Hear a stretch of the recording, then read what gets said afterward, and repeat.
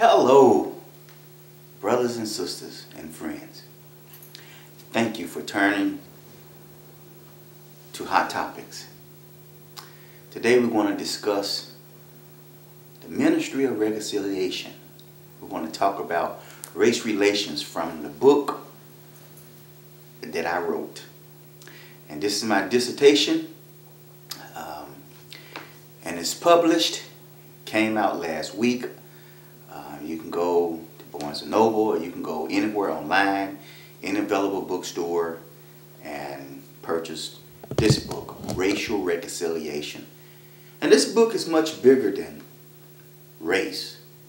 This book is about reconciliation. It's about bringing people together, people living better, people loving one another, helping one another, and supporting one another. And you can find this in my book. Unfortunately, I don't have any guests with me, but fortunately I do have other resources. I have my book, I have the Bible, and I have the newspaper, and I have some water. And this is my routine. Every morning I read my Bible, I read the newspaper, and I also read my book. And every time I read my book, or the Bible, the newspaper, I always find something new, something inspirational that inspires me to bring the ministry of reconciliation to you.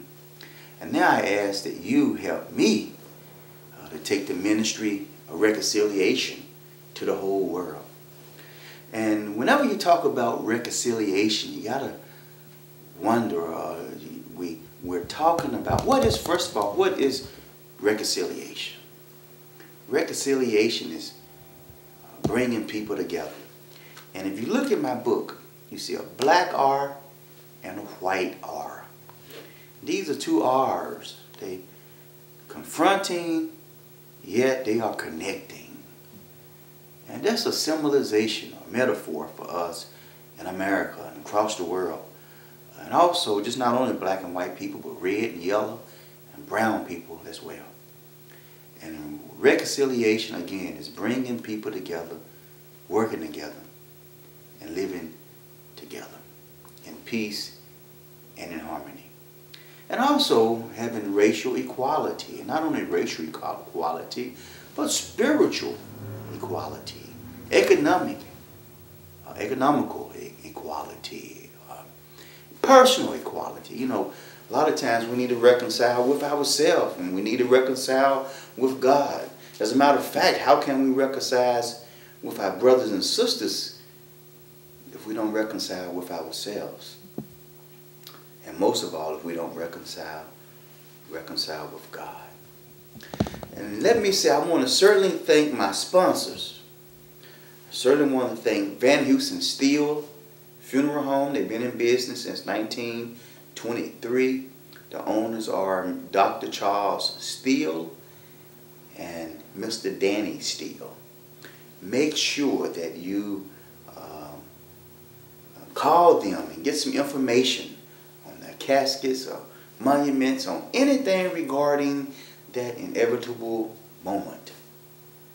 Van Hughes and Steele.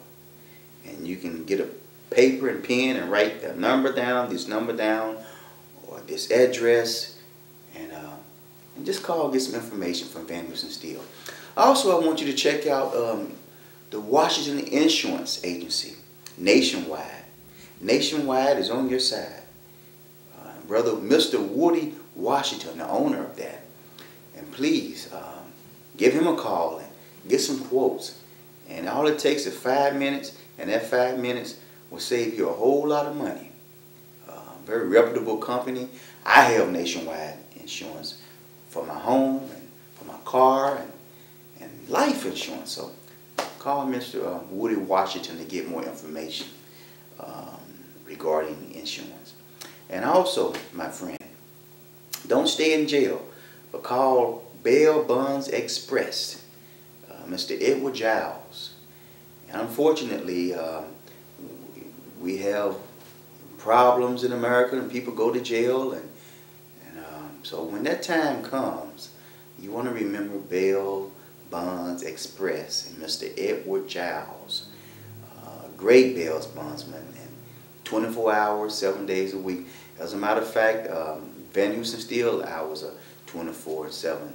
Bail Bonds Express 24/7. And I do believe that nationwide is I know 7 days a week, but you can call them and get in contact with all of my sponsors and just give them a call and again support them. And also, again, please go online, Amazon.com or Barnes & Noble, AKH bookstore, any bookstore, Racial Reconciliation. So I'm by myself today, but I'm not by myself. I have my book. This is my friend. My Bible is my friend. And my newspaper is my friend. And when I'm alone, I'm reading, or either I'm studying, or meditating, either I'm praying. Because I want to do right. And I want to think right. I want to act right and talk right. Although I don't do it all the time.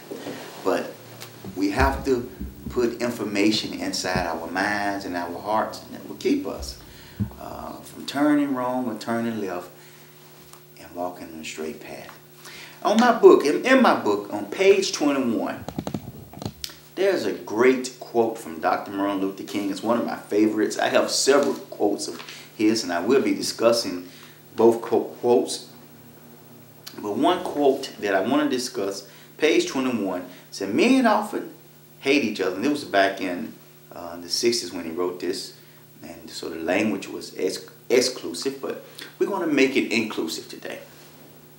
Men and women often hate each other because they fear each other. They fear each other because they don't know each other. And they don't know each other because they cannot communicate. And they cannot communicate because they are separated. And this was written when segregation was rampant. But thank God that we don't have the system of segregation no more. We have the system of unity. And you know, we're together now. Blacks and whites, and as Dr. King stated, we join hands together. Little black boys and little black girls. This was Dr. Martin Luther King's dream, that we can sing together and pray together. And that dream came alive. And let's keep that dream alive, my friends. So this is a powerful quote. So let's don't be separated anymore, but let's be together. So the question is, how can we be together? The first thing we have to do is to respect each other. Both sides must respect each other. And then, well, why should we respect each other? When we respect each other, we're open. We're open to receive. And then we grow. And then we learn about each other. We learn that there really are not too many differences. There are some differences, but not major differences. Not only differences, but we really learn that we have more in common than we do in our differences.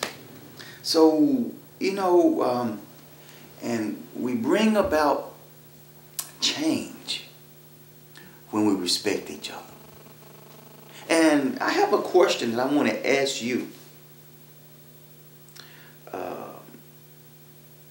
Is Dr. King, on page 21, I asked a question in my book. Is change a dream or reality? Now that came from me. Is change a dream or reality? What do you think?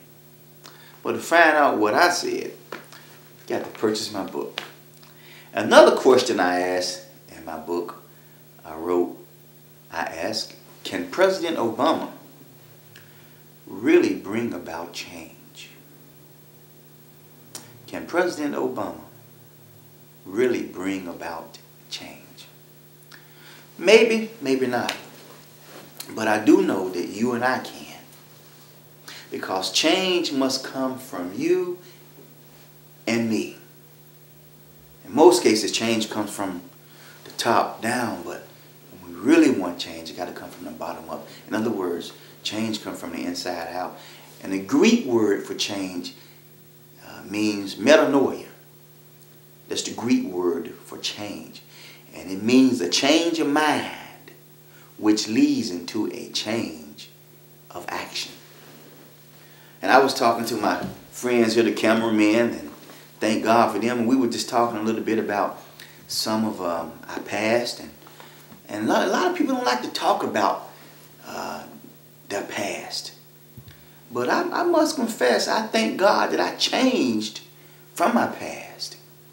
Now, fortunately, you know, I haven't killed anybody or anything. I haven't done anything drastic like that. I haven't never gone to jail or anything drastic like that.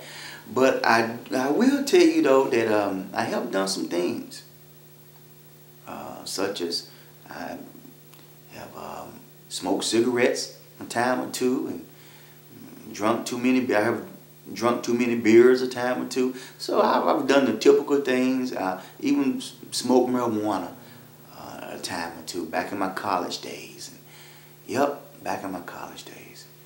But you know what? The Apostle Paul said that when I was a child, I thought as a child.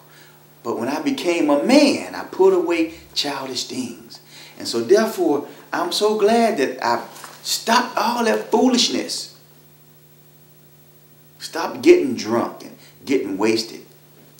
But I gave my life to the Lord Jesus Christ. And I made a change. So it's not so much about what I used to do that's important. What's important is what I'm doing now. And that's the question I want to ask you. What are you doing now?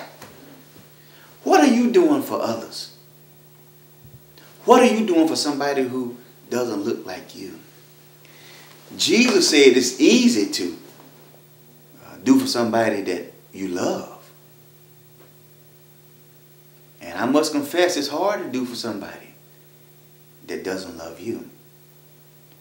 But we have to, and we should, because it's the right thing to do.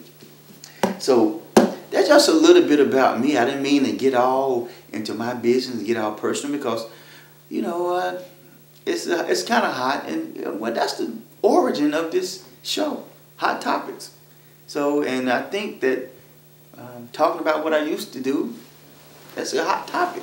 Talking about how the Lord changed me is pretty good, because there's no secret on what God can do. What the Lord has done for others, the Lord will do it for you. Like I say, every morning I read the paper, the Bible, and of course I read my book. So today, you know, I was looking at the paper, and I get frustrated when I read the paper. All I see is violence. I see bad news. I see people are greedy. Sports is entertaining. I like that. But most of the things I see in today's papers, most of the things I see are all about money. And what are we going to do? What are we going to do with crime? Black on black crime. This is a terrible situation, entity. As a matter of fact, we have more black men in prison than in college. What are we going to do?